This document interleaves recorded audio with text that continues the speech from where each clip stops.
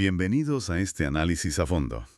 Hoy nos metemos de lleno en un proyecto que es, bueno, literalmente de proporciones faraónicas. Literalmente. Hablamos del Gran Museo Egipcio, el GEM, un proyecto que ha tardado, décadas en hacerse realidad, entre revoluciones, pandemias, de todo. Y que por fin está aquí. Y por fin está aquí.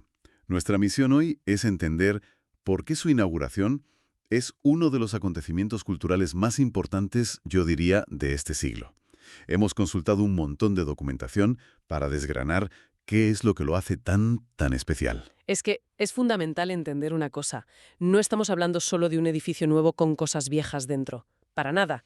Esto es una declaración de intenciones, una recontextualización completa de la historia del Antiguo Egipto. La escala, por ejemplo, es algo que no se puede ni imaginar. Es que la escala es algo que cuesta asimilar. Es el museo más grande del mundo dedicado a una sola civilización.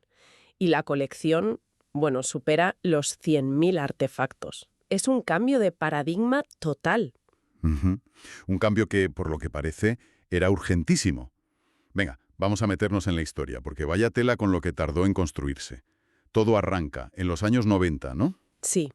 El antiguo museo, el de la Plaza Tahrir, que es una maravilla, pero se había quedado Obsoleto, pequeño. totalmente. Se había quedado pequeño, anticuado, casi claustrofóbico para los tesoros que albergaba. De hecho, hay una cita del entonces ministro de Cultura, Faruk Hosni, que es brutalmente honesta. A ver, Dijo literalmente que cada vez que visitaba el antiguo museo le provocaba dolores de cabeza y depresión. vaya. Cuando un ministro dice algo así de una de las joyas de la corona de su país, es que la situación es, insostenible. Exacto. Era un grito de auxilio. Así que se ponen en marcha. La primera piedra en 2002, la construcción como tal en 2005, y a partir de ahí arranca una de las esperas más largas de la historia cultural reciente. Y aquí es donde la historia del museo se convierte en un espejo, de verdad, de la historia reciente del mundo. Lo más fascinante de todo esto no es que hubiera un retraso, sino la cadena de aplazamientos. Cada uno cuenta una historia. Claro, primero fue la primavera árabe en 2011, que lógicamente lo paró todo. Todo, el país se paralizó. Y cuando por fin se retomó el ritmo, ¿qué llega? La pandemia de COVID-19, como tantos otros proyectos globales, lo frenó en seco. Pero incluso cuando superamos la pandemia, los retrasos siguieron. ¿Qué pasó entonces? Ahí entraron ya los desafíos logísticos puros y duros. A ver, hay que imaginarse lo que supone no solo terminar un edificio de casi 500.000 de metros cuadrados. No, es que además tienes que mover miles de artefactos de una fragilidad extrema. Exacto. El sarcófago de Tutankamón, por ejemplo. Mover algo así no es hacer una mudanza. Es una operación. Casi militar, te diría. Y eso fue empujando la fecha más y más. Y cuando por fin parecía que había una fecha definitiva, en julio de 2025, vuelve a pasar algo. Y esto es lo que me parece más increíble de toda la historia. Es que lo es. Demuestra que los grandes proyectos culturales ya no viven en una burbuja. Son activos estratégicos en el tablero global. Claro. El conflicto entre Irán e Israel, a cientos de kilómetros, provocó que el gobierno egipcio pospusiera otra vez la inauguración. La apertura del GEM no era solo abrir un museo, era un acto de soft power, que tuvo que esperar a que se calmara el hard power de la región. Es una conexión brutal. Al final, después de toda esa odisea, la gran inauguración oficial fue el 1 de noviembre de 2025. Y para remarcar su importancia, la lista de invitados era un quién es quién. Desde luego. Estuvieron el rey Felipe VI de España, los reyes de Bélgica, la reina Rania de Jordania, presidentes, primeros ministros, y eso es más que una simple foto. La presencia de todos esos líderes fue un mensaje potentísimo de Egipto al mundo. Era como decir, hemos superado todas las crisis y este es nuestro lugar en el escenario cultural global. Somos un pilar de estabilidad y cultura. La culminación de un sueño de más de 30 años, un sueño que por fin podemos visitar. Me apetece mucho que entremos aunque sea con la imaginación. Si te parece, cruzamos esa fachada de alabastro y vemos qué hay dentro. Adelante. Porque la propia arquitectura ya te está contando una historia antes de ver el primer artefacto. Sí, el edificio tiene forma de triángulo biselado, pero lo genial es cómo se integra en el paisaje, ¿no? Totalmente. Sus muros, el norte y el sur, están perfectamente alineados con las pirámides de Keops y Micerino. No es un edificio puesto ahí al azar. Está en conversación directa con ellas. Es como si les rindiera pleitesía.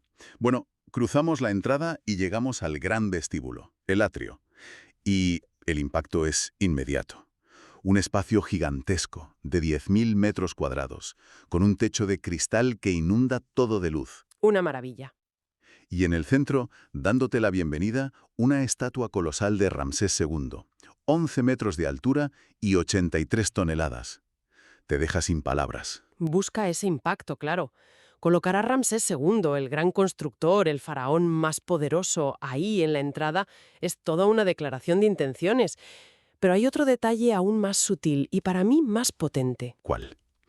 Gracias a esa fachada de cristal, desde dentro, te enmarca las pirámides de Giza a la perfección. El museo no te aísla, te dice constantemente: todo esto que ves aquí dentro salió de ahí fuera. Es un diálogo brillante entre el contenido y su origen. Claro, no es un contenedor de objetos, es parte de la propia exposición. Desde ese atrio imponente empieza el ascenso, la gran escalera. Y no es una escalera cualquiera. Para nada. Es una galería en sí misma. A medida que subes, te encuentras con más de 60 estatuas y artefactos enormes. Es que está concebida como un viaje narrativo. Las piezas están organizadas por temas: la imagen del rey, los templos o casas divinas, la relación entre dioses y reyes, y el mundo funerario. O sea que mientras subes, es como si ascendieras a través de la propia cosmovisión egipcia. Exacto. Te están preparando mentalmente para las 12 salas principales que vienen después. Es el prólogo. Un prólogo espectacular que nos lleva, por fin, a la joya de la corona, las salas de Tutankamón. Y aquí es donde el GEM hace historia de verdad. Aquí es donde lo cambia todo. Por primera vez en la historia se exhibe la colección completa. Los 5.398 objetos encontrados en su tumba. Las 2 salas que le dedican ocupan 7.000 metros cuadrados. Es gigantesco. Y esto, como digo, lo cambia todo. En el antiguo museo veíamos una selección, los grandes éxitos, por así decirlo. Era impresionante, sí, pero te daba una imagen fragmentada. Claro. Tenerlo todo junto permite un contexto que antes era imposible. Es como ver una película entera después de haber visto solo el tráiler durante 100 años. ¿Y vaya película? Vamos a intentar visualizar algunas piezas. Por supuesto, la icónica máscara de oro. Pero es que luego están los 3 sarcófagos. Uno de ellos, el interior, es de oro macizo. Pesa 110 kilos. 110 kilos de oro macizo. Es una cifra que desborda la imaginación. Es una locura. Es el peso de una persona y media. No me puedo ni imaginar el trabajo para mover eso, y mucho menos para crearlo. Te habla del poder y la riqueza que manejaban. Pero lo fascinante de tener la colección completa es que junto a esa opulencia desmedida encuentras objetos de una intimidad sorprendente. Como el trono de oro, ¿no? Que tiene esa escena tan cotidiana de Tutankamón con su esposa Angesenabons. Justo. O sus carros de guerra, sus sandalias, incluso un juego de mesa. Ves al rey, al guerrero y al hombre, todo en el mismo espacio, y las miles de estatuillas Ushepti, que eran sus sirvientes para el más allá. De repente entiendes su visión de la muerte no como un final, sino como una continuación. Una continuación que requería una logística tremenda. Exacto. Pero hay un dato curioso que la gente debe saber sobre el propio Tutankamón. A ver, cuéntame. Aunque todo su ajuar funerario está en el GEM, su momia no se ha movido. Permanece en su tumba original en el Valle de los Reyes, en Luxor. El tesoro está en Giza, pero el rey sigue descansando donde fue enterrado. ¡Qué gesto de respeto tan significativo!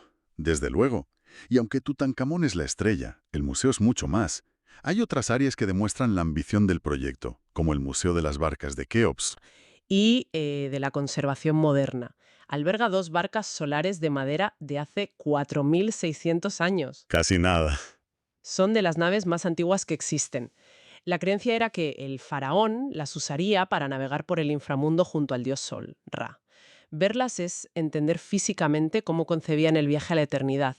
Y luego está la parte que no se ve, el cerebro científico del museo, el centro de conservación, que es fundamental. En el antiguo museo los laboratorios eran casi un añadido.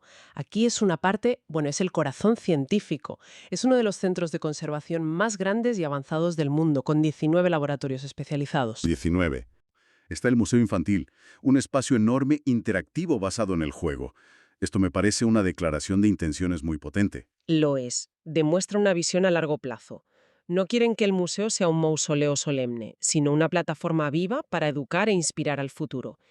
Quieren que un niño pueda tocar una réplica, jugar y entender la vida en el Nilo, no solo mirar a través de un cristal. Después de este recorrido, está claro que el Gran Museo Egipcio es mucho más que un edificio espectacular. Si conectamos todos los puntos, ¿qué significa realmente este proyecto? Pues tiene varios niveles de significado. El más evidente es que es una fuente inmensa de orgullo nacional. Para Egipto, completar este proyecto tras tantos obstáculos es una reafirmación de su identidad. Es decir, al mundo, esta es nuestra historia y nadie la va a cuidar y a presentar mejor que nosotros. Y claro, es un motor económico brutal para un país que depende tanto del turismo. Una auténtica locomotora. Las cifras del periodo de prueba, antes incluso de la inauguración, ya son de vértigo. 1,5 millones de visitantes en 10 meses. 1,5 millones. Y el primer día tras la apertura oficial entraron 18.000 personas. El impacto en la economía y en la imagen del país va a ser gigantesco. Más allá del orgullo y la economía, en el mundo de los museos, supone también un antes y un después. Sin duda. Representa el paso definitivo del modelo del siglo XIX, el del gabinete de curiosidades, al modelo del siglo XXI, el de la experiencia narrativa e inmersiva. La arquitectura, la luz, el espacio, todo está diseñado para contar una historia, para provocar una emoción. Eso plantea un desafío enorme, ¿no? ¿Cómo gestionas a millones de personas al año en un lugar que alberga tesoros irreemplazables? ¿Cómo equilibras el espectáculo con la conservación? Esa es la pregunta del millón. Y la respuesta está integrada en el propio ADN del museo. No es algo que hayan pensado a posteriori. Los espacios son amplísimos precisamente para evitar las aglomeraciones que ahogaban el antiguo museo. Ujú. Los sistemas de control de humedad y temperatura son de última generación. Y tener ese gigantesco centro de conservación allí mismo, pues es la póliza de seguro definitiva. El museo fue concebido desde el principio para afrontar ese desafío. Así que la solución al problema forma parte de su diseño. Es fascinante.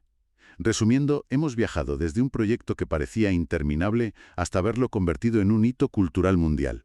Un lugar que por fin reúne el tesoro íntegro de un rey niño y que alberga barcos diseñados para navegar hacia la eternidad. Es una historia increíble, de perseverancia. Y para cerrar, me gustaría dejar una reflexión que va más allá de lo que hemos comentado. Hemos hablado mucho, y con razón, de Tutankamón.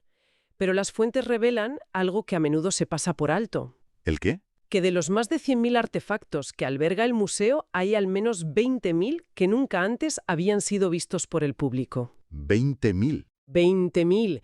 Llevaban décadas guardados en los almacenes de otros museos, sin espacio, invisibles para el mundo. 20.000 piezas completamente nuevas a nuestros ojos. Es una cantidad enorme. Exacto.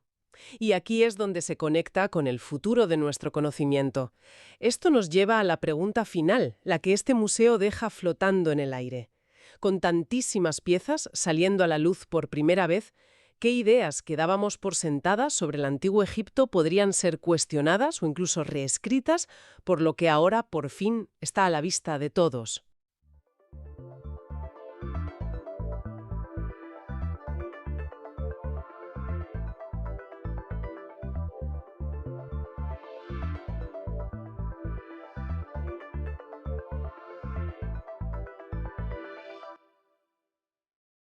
Bienvenidos a un nuevo análisis. Hoy nos vamos a sumergir en uno de los proyectos científicos más ambiciosos y controvertidos de la última década, el Human Brain Project. El HBP sí, un proyecto fascinante. Para que nos hagamos una idea de la escala, vamos con las cifras clave desde el principio. Un proyecto de 10 años, de 2013 a 2023, con un presupuesto que, bueno, quita el aliento. 1.000 millones de euros. Una auténtica barbaridad. Nuestra misión hoy es entender qué quería conseguir, por qué generó esa polémica tan monumental y, sobre todo, cuál es su legado real. ¿Fue un éxito? ¿Un fracaso? ¿O algo mucho más complejo? ¿Qué es lo más probable? Sí, y para analizarlo nos vamos a basar en la documentación del propio proyecto, artículos de revistas como Nature y, claro, las críticas que surgieron de la comunidad científica. Es que la magnitud era colosal y la ambición casi. casi desmedida. A ver, el objetivo fundamental no era simplemente estudiar el cerebro. Que eso ya se venía haciendo, claro. Exacto.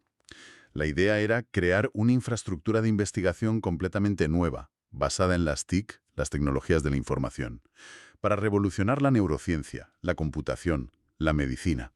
Y la idea central, la que vendió el proyecto, por así decirlo.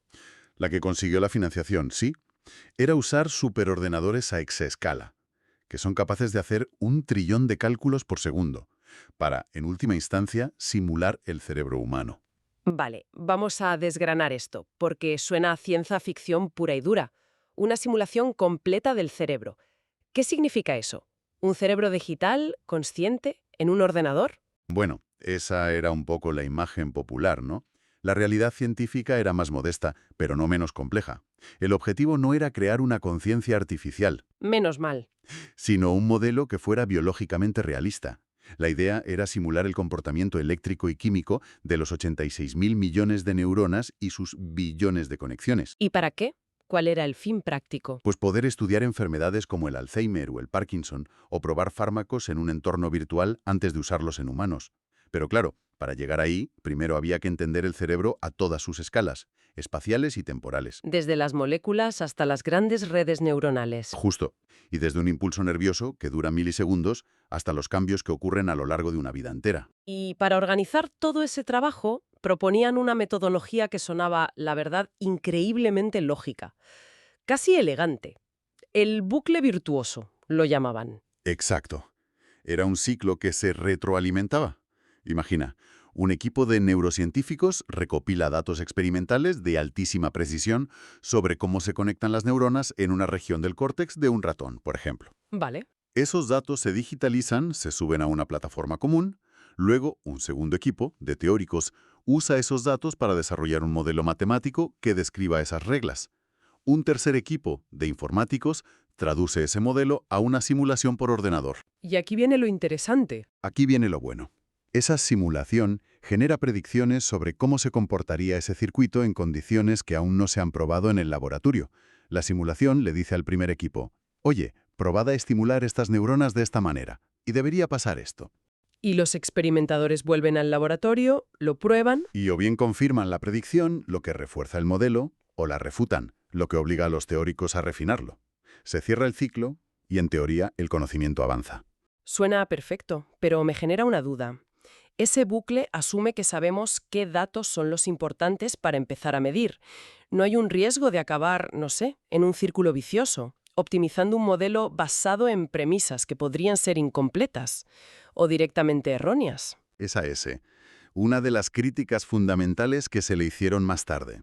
La idea del bucle es potente, sí, pero depende críticamente de la calidad de los datos iniciales. Al principio, la visión era muy de abajo hacia arriba. ¿Qué quieres decir con eso? Que si recogíamos suficientes datos de la base, las neuronas, la sinapsis, las propiedades de alto nivel, como el pensamiento, simplemente emergerían de la simulación. Ah, vale. Una visión que, como veremos, chocó frontalmente con otras formas de entender al cerebro. Pero bueno, para que funcionara, necesitaban una colaboración sin precedentes. Y aquí entra la interdisciplinariedad. No eran solo neurocientíficos. Para nada. El proyecto reunió a informáticos, ingenieros, físicos, matemáticos e incluso filósofos para las implicaciones éticas. Y hablamos de más de 117 instituciones en 19 países, todo coordinado desde la École Polytechnique Fédérale de Lausanne, en Suiza. Una pasada. Y el objetivo, insistían, no era solo para ellos. Cierto, ese es un punto clave. No era crear un juguete caro para los miembros del consorcio. No. Era construir una infraestructura, una especie de laboratorio virtual llamado HPP Collaboratory, que estuviera abierto a investigadores de todo el mundo. Democratizar el acceso a estas herramientas. Para entender la escala hay que mirar su estructura. El proyecto se dividió en 12 subproyectos. Y aquí ya se empieza a ver la tensión, ¿no? Tenían que hacer dos cosas a la vez que son casi contradictorias. ¿A qué te refieres? Por un lado, un trabajo de base casi de bibliotecario. Los subproyectos 1 y 2. Organización del cerebro del ratón y organización del cerebro humano. O sea, recopilar datos masivamente. Y por otro, un salto al vacío casi de ciencia ficción. Esa estructura estaba destinada a chocar, ¿no? Totalmente. Esa tensión fue el motor y a la vez la gran debilidad del proyecto. Tenías el corazón del HBP, el subproyecto 6, la plataforma de simulación cerebral, pero luego tenías estas apuestas visionarias que iban mucho más allá. Aquí es donde se pone de verdad interesante. El subproyecto 9, la plataforma de computación neuromórfica. La idea no era solo usar ordenadores para estudiar el cerebro. No, era crear ordenadores inspirados en el cerebro. Exacto. Crear una nueva generación de ordenadores cuya arquitectura estuviera inspirada en el propio cerebro. Chips que funcionan más como redes neuronales que como los procesadores de toda la vida. En lugar de un procesador central muy rápido que hace una cosa a la vez, tienes miles de pequeños procesadores, más lentos, como neuronas, que trabajan en paralelo y consumen muchísima menos energía. Y para probar todo esto, tanto los modelos como los chips, estaba el subproyecto 10, la plataforma de neurorobótica. Que la idea era conectar los cerebros virtuales a robots simulados o físicos para ver si podían aprender a interactuar con el entorno. Es el test definitivo, ¿sabes? Un modelo puede ser muy bonito en una pantalla, pero ¿es capaz de aprender a mover un brazo para coger una pelota? Y es importante destacar que desde el principio se incluyó el subproyecto 12, ética y sociedad. Sí, eran conscientes de que todo esto planteaba preguntas muy, muy profundas. En teoría, todo esto debía encajar como un mecano. Los datos de la organización cerebral se meten en una base de datos, la plataforma de simulación crea modelos con ellos y estos se ejecutan en los superordenadores o en los chips neuromórficos. Suena a una máquina de Rube Goldberg increíblemente compleja. Me imagino que mantener todas esas piezas funcionando y comunicándose entre sí debió de ser una pesadilla logística. Y técnica. Lo fue. Esa interdependencia, tan lógica sobre el papel, se convirtió en una de sus mayores fuentes de problemas. El primer gran obstáculo fue la propia naturaleza de los datos neurocientíficos que ya existían. ¿A qué te refieres? Durante décadas, miles de laboratorios habían generado una cantidad ingente de conocimiento, pero de forma muy poco sistemática. Los datos venían de diferentes especies, ratones, ratas, macacos, humanos. Cada uno a su manera, claro. Medidos con técnicas distintas, con esquemas de organización diferentes. Integrar todo eso en un único modelo coherente era, como dijo uno de los científicos, como intentar construir un avión uniendo piezas de un coche, un barco y una bicicleta. Y a eso súmale los desafíos de ingeniería puros y duros. Por supuesto. Simular el cerebro es, como dicen los informáticos, computacionalmente muy caro. Requiere una cantidad de energía, memoria y almacenamiento descomunal. Para una sola neurona ya es complicado. Imagina. Solo para representar una neurona con detalle biológico se necesita una potencia de cálculo enorme. Ahora multiplica eso por 86.000 millones, y cada una con miles de conexiones. Imposible. Los superordenadores más potentes de hoy apenas pueden simular una porción minúscula de tejido cerebral, 1 milímetro cúbico, y a una velocidad mucho menor que la real. Los desafíos eran y siguen siendo monumentales. Pero más allá de los problemas técnicos, que casi se daban por sentados, lo que casi lo hace descarrilar fue una enorme controversia científica. Un momento, si el objetivo era tan ambicioso y unía a tantos centros, ¿cómo es que de repente cientos de los mejores neurocientíficos de Europa se rebelan? Fue una auténtica bomba. ¿Qué fue la gota que colmó el vaso para que dijeran hasta aquí hemos llegado? El momento clave fue julio de 2014. Se publicó una carta abierta a la Comisión Europea. La firmaron inicialmente 154 investigadores, pero en pocas semanas el número subió a 750. 750. Eso es una rebelión en toda regla. Totalmente. Acusaban a la dirección del HBP de tener un enfoque demasiado estrecho y amenazaban con boicotear el proyecto, es decir, no solicitar su financiación ni colaborar. La queja era una mezcla de desacuerdo científico y una lucha por los recursos. ¿Vale? ¿Desacuerdo científico en qué sentido? Pues en el enfoque de abajo hacia arriba que mencionamos antes. Muchos científicos, sobre todo los de la neurociencia cognitiva, Los que estudian el pensamiento, la toma de decisiones, el lenguaje. esos, sentían que el proyecto estaba obsesionado con la simulación a nivel de neuronas individuales, asumiendo que la cognición simplemente emergería de ahí. Y ellos defendían lo contrario. Defendían un enfoque de arriba hacia abajo. O sea, estudiar primero el comportamiento y las funciones cognitivas para luego averiguar qué circuitos neuronales lo sustentan. Sentían que sus áreas de investigación estaban siendo marginadas, desfinanciadas, en favor de una única visión que consideraban, como mínimo, incompleta. Entiendo el argumento de construir las carreteras primero, que defendía la dirección del HBP, pero para los científicos que se quedaron sin fondos, sonaría excusa para gastar cientos de millones en una infraestructura que quizá nadie usaría. Tenían parte de razón, ¿no? Absolutamente. Y tenían a pesos pesados de su lado.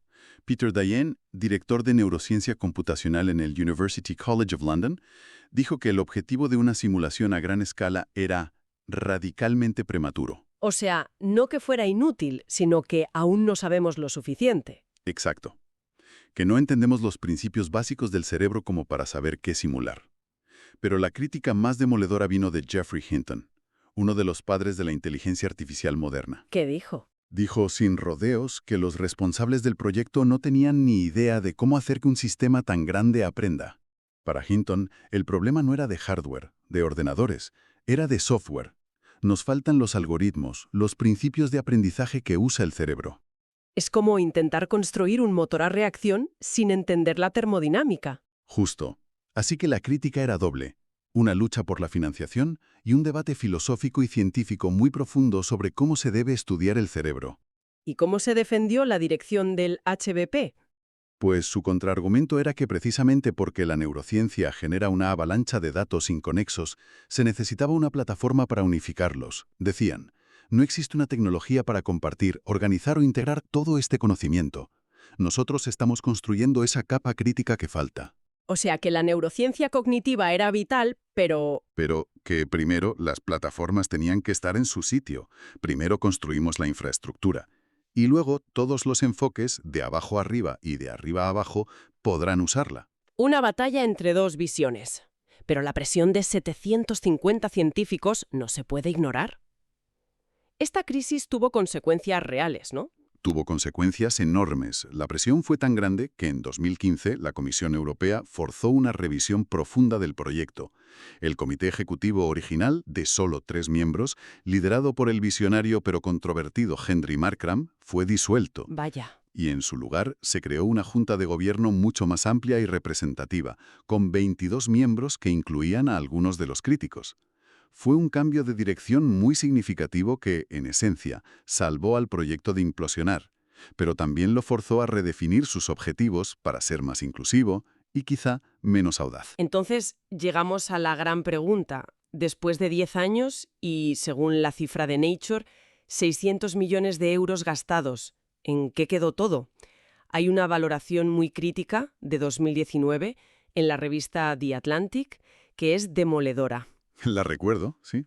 El autor decía algo como: las personas a las que contacté tuvieron dificultades para nombrar una contribución importante que el HPP haya hecho en la última década. Es una frase muy dura. ¿Es esa la conclusión?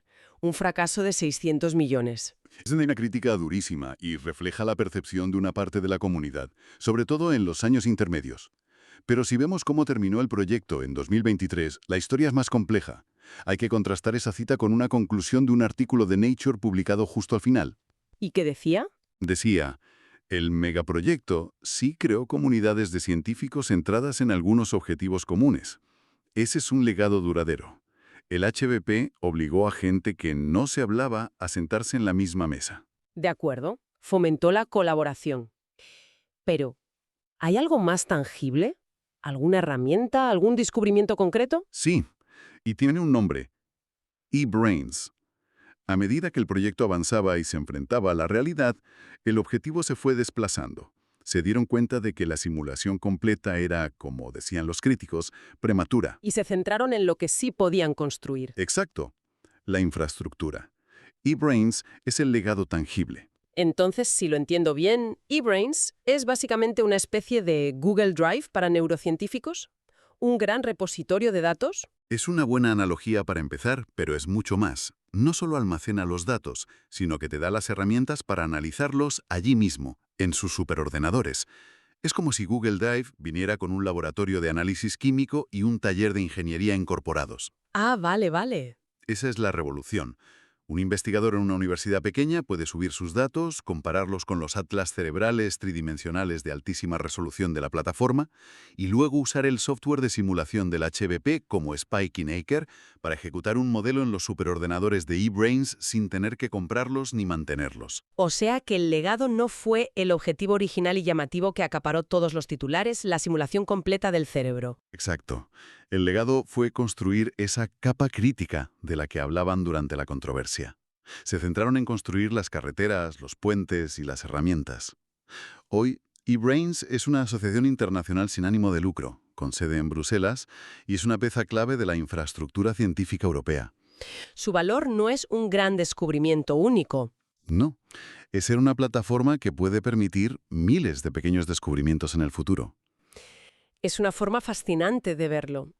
El viaje del Human Brain Project fue entonces de transformación, de un sueño audaz, casi monolítico, a la construcción de una infraestructura mucho más pragmática, modular y colaborativa. Es la historia de la tensión permanente entre la gran visión que inspira y moviliza recursos y la cruda realidad científica, técnica y política del día a día. Y es importante señalar que el HPP no fue un caso aislado, ¿verdad? Para nada. Su anuncio en 2013 actuó como un catalizador. Casi al mismo tiempo, en Estados Unidos, se lanzaba la Brain Initiative, con un enfoque más centrado en crear nuevas tecnologías para medir la actividad cerebral. Luego vinieron el China Brain Project y otros en Japón, Canadá, Australia. ¿Se desató una especie de carrera global? Una carrera por entender el cerebro, en parte espoleada por la ambición y también por el miedo a quedarse atrás, que generó el HBP. Lo cual nos deja con una reflexión final muy interesante. Exacto. El objetivo original del HBP de una simulación completa pudo ser prematuro, sí, pero ¿sirvió esa ambición desmedida e incluso sus públicos tropiezos para catalizar esta carrera científica global? Y para enseñar a la comunidad una lección valiosa y muy cara. Justo. Sobre importancia de construir primero las herramientas y la infraestructura colaborativa antes de intentar asaltar los cielos. Quizás el HBP fue un fracaso glorioso que, irónicamente, sentó las bases no para su propio éxito, sino para un éxito futuro mucho más realista y, sobre todo, compartido. A veces, para dar 2 pasos hacia adelante, primero hay que dar un gran salto, aunque no aterrices exactamente donde querías.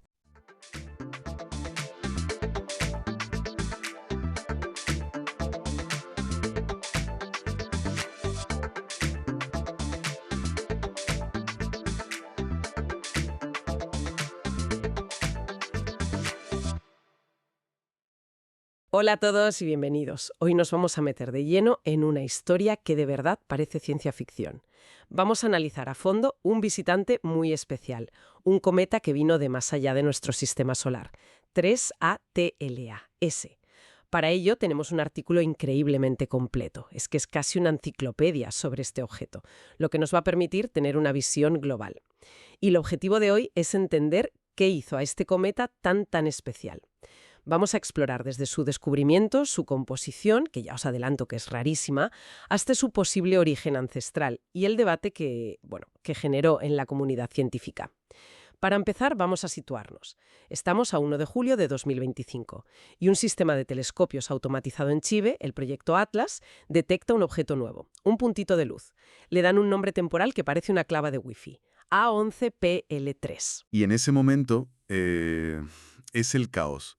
Nadie sabe qué es exactamente. Los primeros datos son muy confusos. Claro. Piensa que estos sistemas detectan miles de objetos. La mayoría, pues asteroides cercanos sin más. De hecho, el Minor Planet Center... Que es como el registro oficial, ¿no? Eso es, el registro civil de los objetos del cielo. Pues lo mete provisionalmente en su lista de posibles objetos cercanos a la Tierra. O sea, imagínate el revuelo en los foros de astronomía. Me lo imagino, sí. Pero aquí es donde la cosa se pone de verdad interesante, ¿no?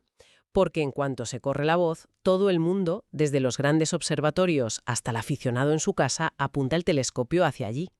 Y la clave no fue tanto su aspecto, sino cómo se movía, su velocidad.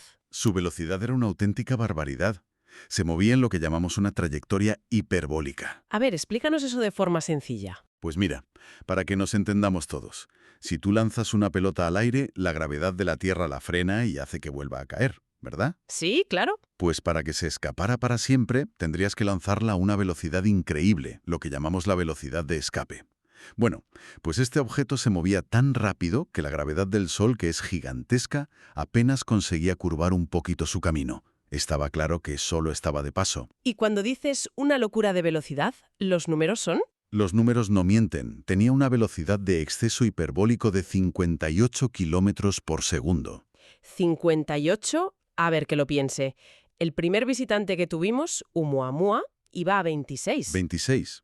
Y el segundo, Dossi Borisov, a 32. Es que este iba a más del doble de velocidad que el primero. Es una diferencia abismal. ¿Por qué tan rápido? Esa es una de las grandes incógnitas. No tenemos una respuesta 100% segura, pero nos dice algo. ¿El qué? Que tuvo que ser expulsado de su sistema estelar de origen con una violencia tremenda. Quizá por la interacción con un planeta gigante o algo mucho más masivo de lo que solemos ver por aquí. Esa velocidad fue la prueba definitiva. No había duda. No era de nuestro barrio cósmico. ¿Y con eso se ganó su designación oficial? Exacto. 3I, el tercer objeto interestelar confirmado. Entraba por la puerta grande a un club muy exclusivo. Vale, de acuerdo. Es un bólido interestelar, un fuera de serie. Pero, ¿qué aspecto tenía? ¿Se parecía a los cometas que conocemos, como el Halley, o también era raro en eso? Pues sí y no. A ver, tenía las partes típicas de un cometa de libro. Un núcleo de hielo y roca, y lo que llamamos la coma. Esa especie de atmósfera de gas y polvo que lo envuelve. Esa misma.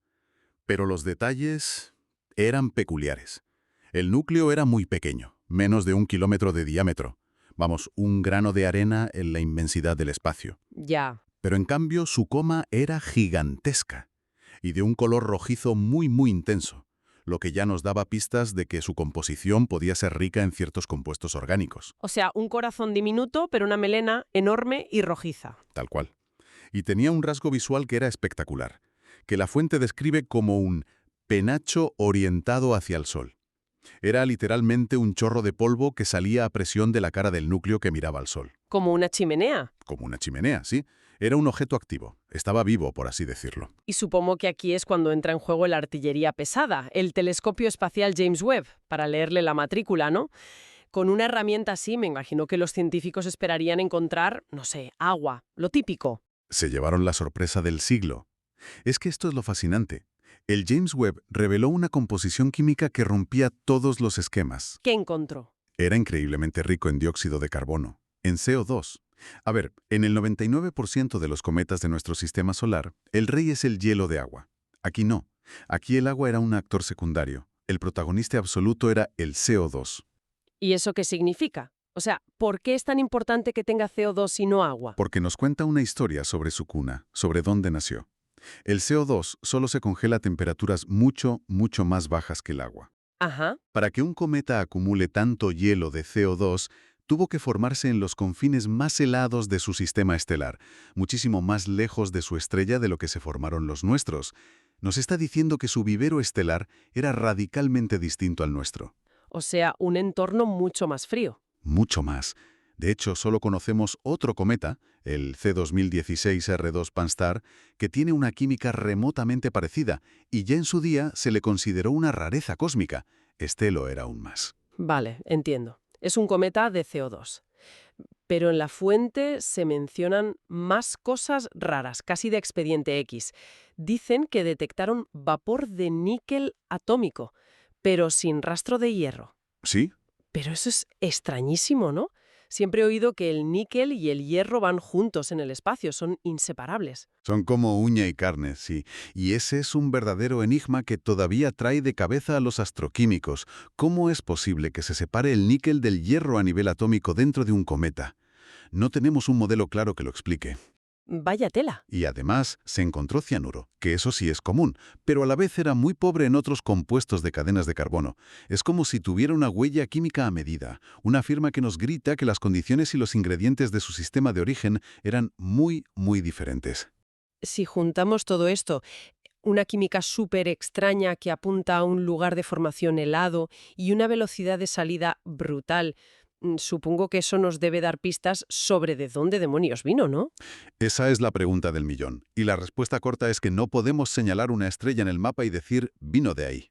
Ah, Ha estado viajando por la Vía Láctea durante tanto tiempo, miles de millones de años, que su trayectoria original está completamente borrada por los tirones gravitatorios de todas las estrellas por las que ha pasado.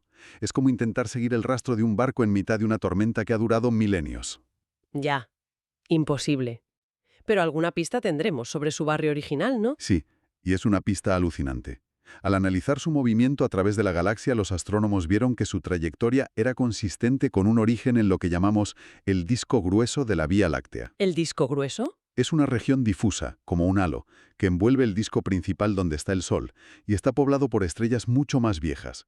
Son auténticas reliquias de cuando la galaxia era joven. Espera un momento. A ver, si viene de una población de estrellas viejas, ¿estamos diciendo que el propio cometa podría ser más antiguo que el Sol y la Tierra? Exacto. Nuestro sistema solar tiene unos 4.600 millones de años. Pues los cálculos estiman que Tracy Atlas podría tener entre 7.000 y 14.000 millones de años. Podría ser literalmente uno de los objetos de su clase más antiguos que hemos podido analizar. Es que eso es increíble. No estamos viendo solo un cometa, es un fósil, una reliquia de la formación planetaria de los inicios de la galaxia. Es que esto lo cambia todo. No es solo una roca vieja, es un mensaje en una botella que viene de una parte del universo y de una época de la que no teníamos ni idea.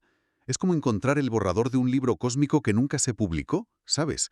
Con los ingredientes originales con los que se hacían planetas en otro lugar hace eones, y ha venido a llamar a nuestra puerta. Jarry, con todas estas rarezas, la velocidad demencial, la química imposible, la edad ancestral, es casi inevitable que surgiera la gran pregunta.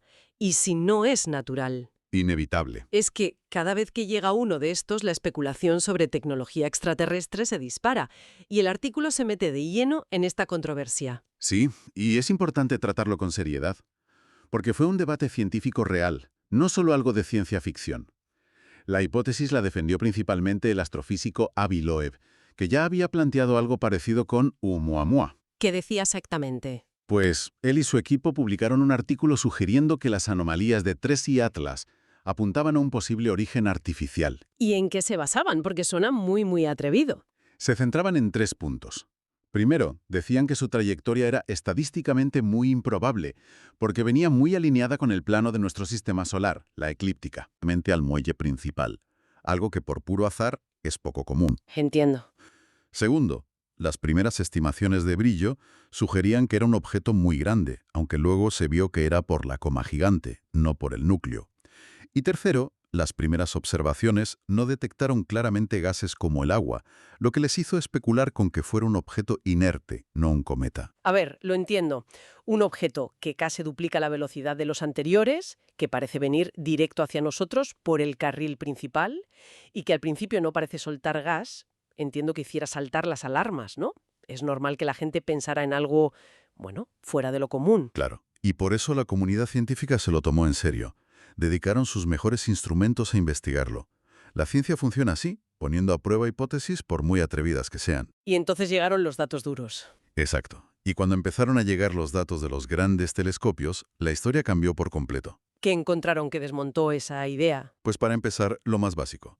Las observaciones demostraron desde muy pronto que sí tenía actividad cometaria.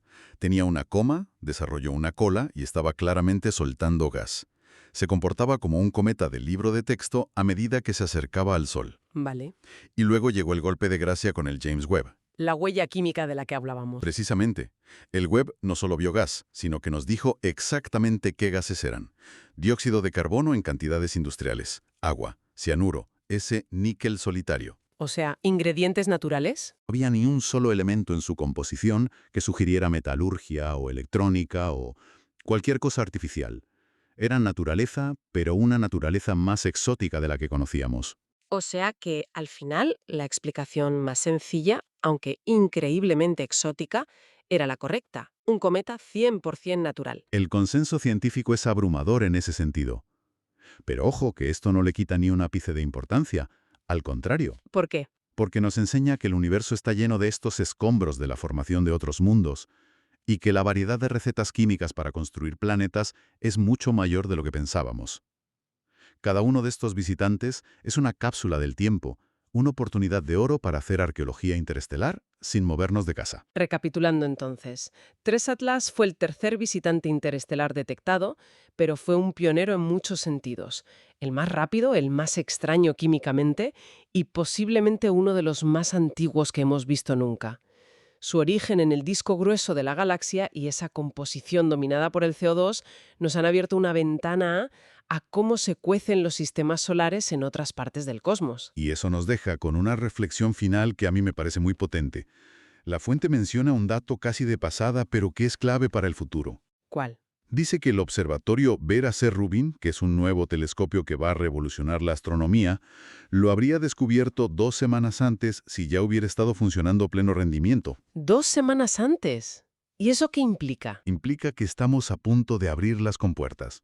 Hasta ahora, encontrar estos objetos ha sido casi cuestión de suerte.